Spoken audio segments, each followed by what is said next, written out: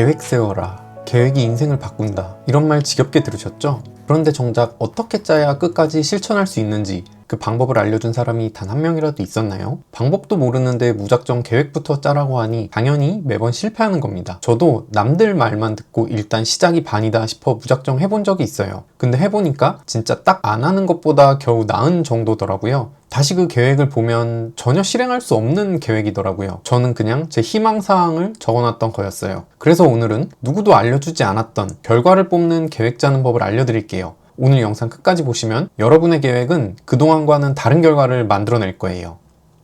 먼저 제 얘기를 잠깐 해볼게요. 회사를 다니면서 오픽 시험을 준비한 이야기예요. 회사에서 오픽 영어 성적을 요구하더라고요. 그래서 어쩔 수 없이 시험을 준비하게 되었죠. 처음에 시험을 준비할 때는 진짜 무작정이었어요. 계획은 딱 하나였죠. 그냥 퇴근하고 집 가지 말고 카페 가서 공부해보자. 회사에서 ASAP라는 말 많이 쓰잖아요. 가능한 한 빨리. 그래서 그냥 저도 가능한 한 빨리 퇴근하고 그냥 카페에 가서 공부하겠다는 마음으로 준비를 했어요. 당시 검색도 해보면서 오픽 시험에 대한 정보도 찾고 인터넷으로 강의도 들어볼지 이런 것도 찾아봤었던 것 같아요. 시험 날짜도 그냥 준비되면 봐야겠다 생각했는데 이렇게 해두니까 그냥 시간만 계속 보내더라고요. 그래서 일단 시험 날짜는 잡고 그 날짜에 맞춰 준비하기로 했어요. 그냥 적당히 2달 정도 잡았던 것 같아요. 그리고 얼마나 진지하게 공부했을까요? 과정을 돌이켜보면 좀 처참했었던 것 같아요. 퇴근 후 카페 가서 공부해야지라는 다짐은 지켜지지 않기 일쑤였고 정작 2주 정도 시험이 남았을 때 벼락치기를 하게 됐죠. 그리고 수강했던 인터넷 강의는 거의 안 받고 회사에서 준 자료만 조금씩 보면서 시험 준비를 하게 됐어요. 이 과정을 지나면서도 깨달았어요. 뭔가 아닌 것 같다. 결과가 뻔하다. 이런 생각이 들었죠. 결과는 어땠을까요? 보나마나겠죠. 목표는 IH였지만 IM2 정도 나왔던 것 같아요. 사실 당시에는 그걸로 만족했어요. 어차피 IH가 꼭 필요한 것도 아니었고 IM2 정도만 따놔도 큰 문제는 없었거든요. 그리고 시간이 지나서 따놨던 오픽이 만료됐고 또 오픽을 준비해야 되는 상황이 왔어요. 그래서 지난번에 잘못되었다고 생각한 내용을 좀 점검해봤고 이번에는 좀 다르게 준비하게 되었어요. 생각해보면 몇 가지 문제가 있었잖아요. 퇴근 후에 체력이 되면 영어 공부를 하러 카페에 간다. 인터넷 수강을 했는데 정작 듣진 않았다. 너무 루즈해지지 않기 위해서 2달 뒤 일단 시험을 신청했다. 먼저 퇴근 후라는 조건을 바꿨어요. 사실상 직장인이 100% 안전하게 시간을 확보하기는 어렵잖아요. 퇴근을 언제 할지도 모르니까요. 그런데 100% 안전한 시간이 딱 하나 있었어요. 바로 출근 전이에요. 어차피 평생 할 것도 아니고 시험 준비하는 기간만 하는 건데 아침에 시간을 만들자로 전략을 바꿨죠. 그리고 요새는 24시간 무인 카페도 많잖아요. 집에서 비몽사몽 하는 것보다 일찍 일어나서 씻고 공부 조금 하고 출근을 하는 거죠. 그러면 회사 일을 하면서도 초조하지 않아요. 퇴근하고 카페 가야 되는데 오픽 공부해야 되는데 이런 걱정을 좀 덜 수 있어요.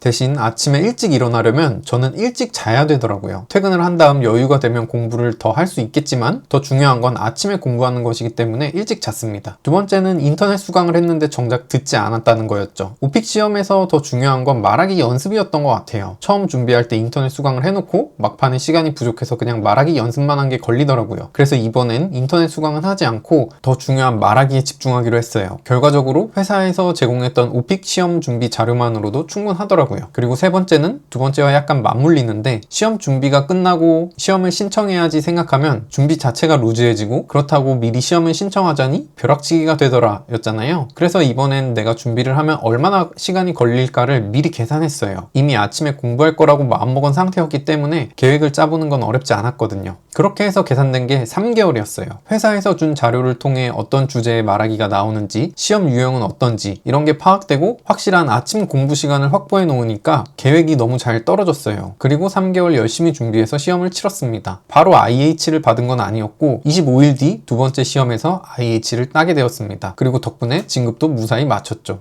결국 그냥 준비해봤던 상황과 나름 계획을 짜고 실행했던 상황, 좋은 결과가 나온 건 계획을 짰던 상황이었어요. 두 상황을 겪으면서 깨달은 건 결국 계획의 질이 달랐다는 거고 계획을 어떻게 짜느냐에 따라 결과가 달라진다는 거였죠. 단순히 열심히 하겠다는 다짐이 아니라 실행할 수밖에 없는 구조를 설계했느냐가 관건이었습니다. 저는 계획을 짤 때 저를 더 평상시보다 높게 평가했더라고요. 그래도 시험 준비하는데 이 정도는 더 해야 되지 않겠어? 라는 마인드죠. 하지만 실제로 해보니 저는 5일 연속은 못하는 사람이더라고요. 4일 열심히 공부하면 5일째에는 무조건 보상 심리가 발동해요. 4일 열심히 했는데 하루 정도는 쉬자, 이런 마음인 거죠. 여러분도 이런 적 없으세요? 며칠 연속으로 뭔가 했더니 오늘 하루쯤은 쉬어도 되지 않나 싶은 그 느낌. 저는 그게 4일이더라고요. 그냥 제가 이런 사람이라는 걸 알게 된 거죠. 계획할 때 마음과 실행할 때 마음이 이렇게 다를 줄 몰랐어요. 하지만 이걸 알았으니 앞으로 계획에는 이런 게 반영되면 되는 거예요. 저를 인정하는 거죠. 나를 고치기보다는 있는 그대로 나를 계획에 반영하는 겁니다. 그리고 직장인에게 퇴근 후 시간은 정말로 소중하죠. 하지만 회사에서 에너지를 다 소모하고 휴식하기 딱 좋은 시간이에요. 이 시간에 공부를 해보겠다는 건 내 본능과 한번 싸워보겠다는 거거든요. 공부와 싸우기도 힘든데 본능까지 함께 싸워야 돼요. 이건 거의 승산이 없죠. 거기에 회식, 야근, 약속이 있을 수도 있어요. 결국 이건 계획이 아니라 운에 맡기는 것과 같아요. 결국 아침 시간을 활용하는 것 말고는 방법이 없었어요. 이 시간은 누구도 방해하지 않잖아요. 불확실한 시간에 희망을 걸지 말고 확실한 시간을 확보하고 이때 실행하는 거죠. 그리고 처음에도 그랬지만 데드라인을 미리 잡았었는데요. 처음엔 별다른 계산 없이 2개월로 잡았어요. 그마저도 사실 어영부영 보내고 2주 전부터 벼락치기를 했었죠. 하지만 두 번째 준비할 때는 오픽 시험의 기출 유형, 범위를 낱낱이 파악했어요. 공부해야 할 양을 미리 파악하고 나니까 제가 확보한 아침 시간으로 계산했을 때 3개월이 나온 거잖아요. 내가 할 게 얼마나 되는지 양을 파악하고 내가 하루에 얼마나 할지 안다면 언제 끝날지를 확정할 수 있죠. 그리고 나면 목표 지점이 자동으로 정해집니다.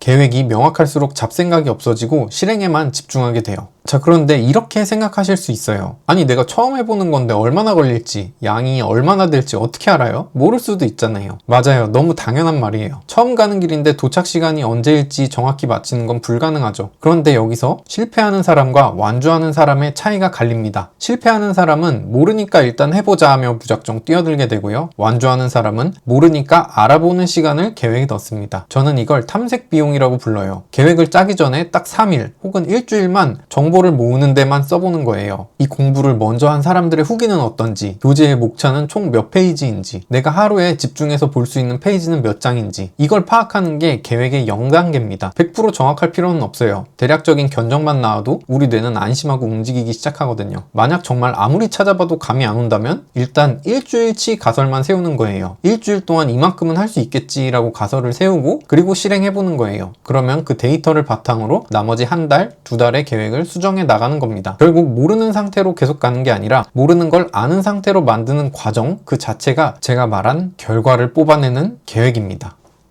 결국 제가 두 번의 오픽 시험을 통해 깨달은 건 하나예요. 우리는 그동안 계획을 세운 게 아니라 희망사항을 적고 있었던 거죠. 내 의지가 본능을 이길 거라는 희망, 퇴근 후에 시간이 남아있을 거라는 희망, 그리고 막연히 하면 되겠지라는 희망 말이죠. 근데 진짜 결과를 뽑아내는 계획에는 그런 희망이 끼어들 틈이 없더라고요. 데이터랑 설계만 있을 뿐이에요. 오늘 내용을 활용해서 계획을 다시 한번 점검해보세요. 사실 계획은 나를 괴롭히려고 세우는 게 아니잖아요. 지금 뭐 해야 되지? 내가 잘하고 있나? 이런 잡생각을 없애고 실행에만 집중할 수 있게 나를 도와주는 도구예요. 지금 여러분의 노션이나 다이어리를 한번 펼쳐보세요. 그 안에 적힌 게 희망인가요? 실행 가능한 설계인가요? 아직 막막하다면 딱 3일만 탐색 비용에 써보세요. 댓글에 누구에게도 방해받지 않고 확보할 수 있는 여러분의 확정 시간 딱 한 줄만 적어주세요. 그 한 줄이 시작이에요. 오늘 영상이 지겨운 시작과 포기의 굴레를 끊어내는 계기가 되었으면 좋겠어요. 끝까지 완주하는 여러분을 응원합니다. 지금까지 피니셔였습니다.